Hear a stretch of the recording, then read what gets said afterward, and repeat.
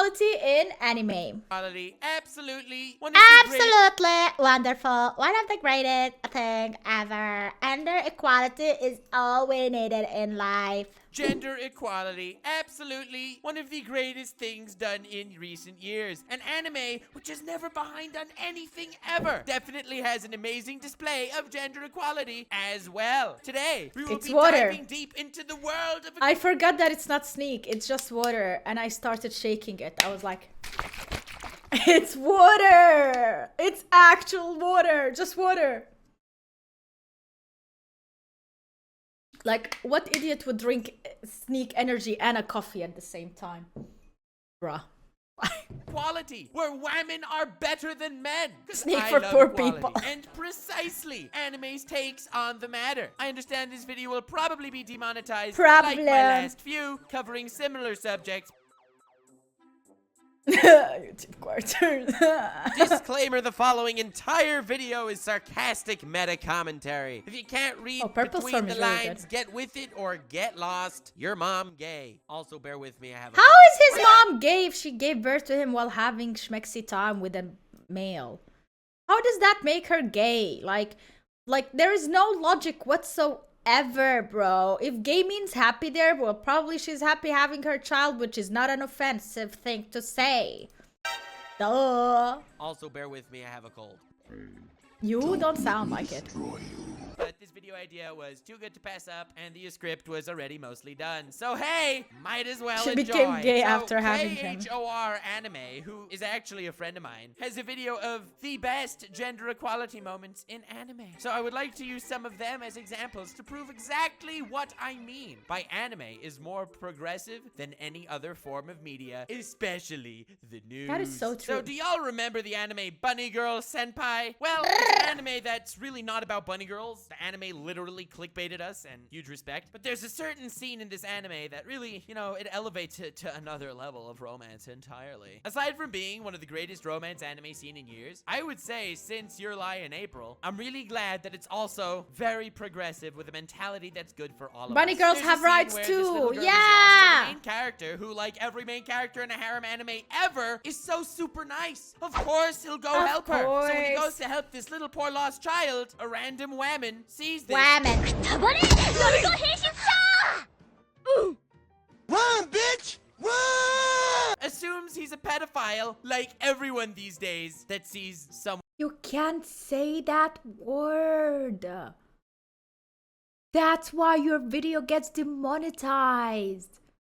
You can say the P word. No, because of YouTube, he didn't read the TOS. You can't say that word. You can't say the R word. You can't say the P word. You can't say the C word. You can't say the N word, of course. Like, you can't say that. One with a little kid. I'm Chris Hansen, and this is To Catch a Predator. We've set up a fake online sex. No, not Randy. The other R word.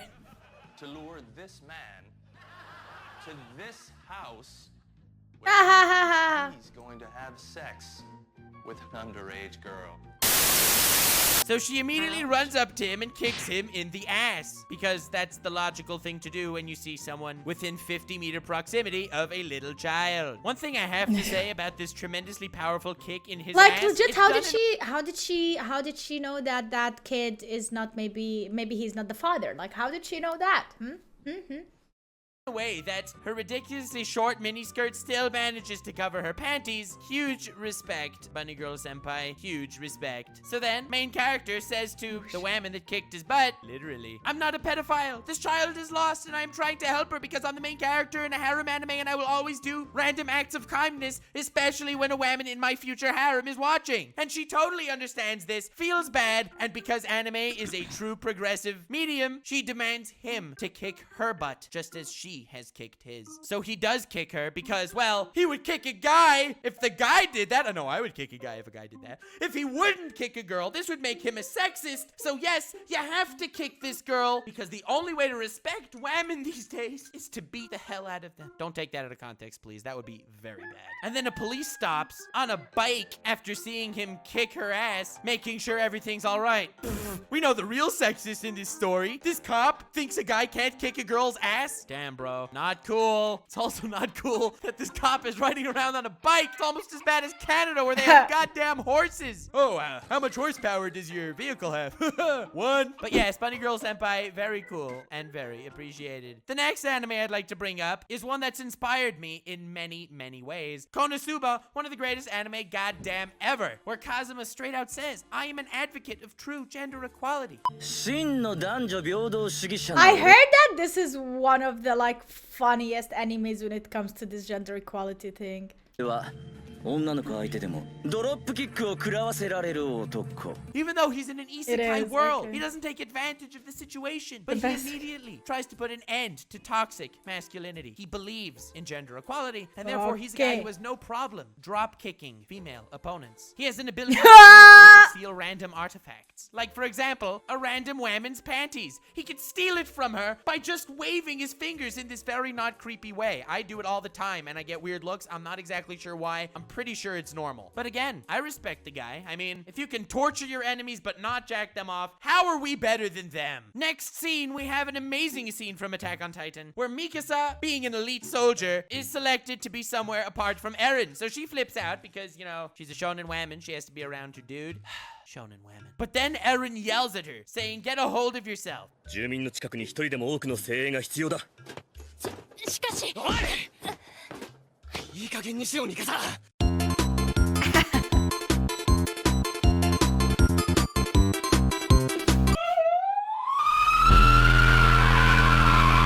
And honestly, Eren, very cool for yelling at Mikasa. The art of yelling at women has spanned on for generations. 50 years ago, yelling at women was disgusting and sexist, and we've evolved from that point. Then, yelling at women became inexcusable. How can you yell at women? They're not lower life forms. They are not to be yelled at by males. But Attack on Titan showed us the way. Because if you would yell at a man, by not yelling at a woman, you are technically sexist, and therefore you should yell at women just as you would yell at men. Very cool, Eren. Very cool. Gender Next, equality. We have Bakugo versus Uraraka from My Hero Academia. And I'm really glad that this was added to the list because it absolutely proves so many of my points. I don't yell at you this is guys. gender equality because everyone in the stands is like, wow, Bakugo has to work really hard. Wow, Uraraka is doing a really great job. Aizawa says on the speakers, yeah, Bakugo can't take her lightly. She's actually really, really good. And then Bakugo completely obliterates her.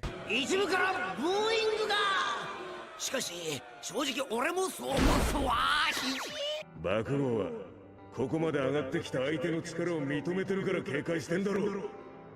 本気で勝とうとしてるからこそ手加減も許さない。I watched this. まだだ。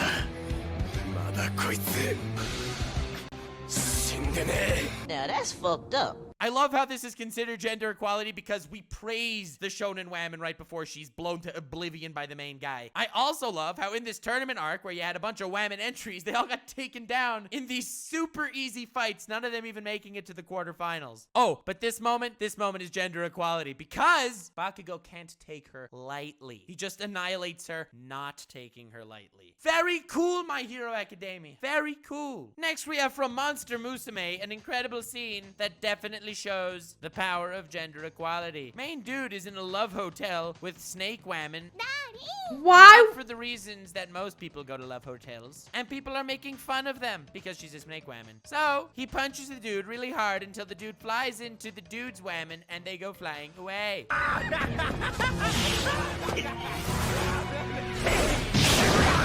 Ouch.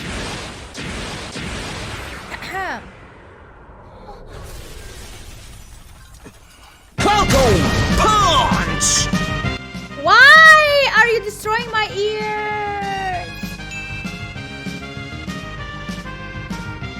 Yes! This is gender equality because he also inflicted violence to a woman, but it's also not really gender equality because Snake Woman, who's more powerful, Snake woman. dude, says, wow, you actually think of me as a girl and have to defend me. Like men have to defend women? What? This is blasphemy. I will not hear any of it in 2018. How dare you, Monster How Musume? dare How is you? this gender equality when clearly she should have defended him? moving on. We have a lovely scene from Pokemon where Misty's making fun of Brock, saying, "Hey Brock, hot woman over there." And then Brock gets all upset and punches Misty. So honestly, this is the most lovely form of gender equality ever, because as you know, whenever Brock falls in love with every random bimbo ever, Misty punches him. So it's only fair that if Misty is the one that taunts him, he punches Misty. I see absolutely no flaw in this argument. If she could punch him, but he can't punch her, that is sexism. Thank you, Brock, for showing us the way. And yes, punching Misty is the correct choice, especially because she's a wham. Hell yes, we got another Konosuba scene. And in this one, Darkness is trying to run away from marrying this posh knight guy who's actually a really nice human being. So she rips off most of her clothes, exposing herself, and says that, "Knight guy, you should be looking at me with that gaze that Kazuma is, because you see Kazuma's like drooling at her over there. You should also look at me that way." And the guy's like, I can never do something like that. I would never raise a sword against a woman. And she's like, "Yeah, well, that's why Kazuma's better than you, because he believes in gender equality. And he would raise a sword against a woman. He would steal their panties, and he would drop kick them if the time arises." This argument basically put it in the bag that Kazuma is the superior protagonist and human being to the posh knight. And that's why Konosuba is one of the most philosophically deep anime of all time. For a casual watcher, you would see her as some masochistic slut and Kazuma as this disgusting human being. Whereas the posh knight guy, well, you'd think the posh knight guy is a nice person,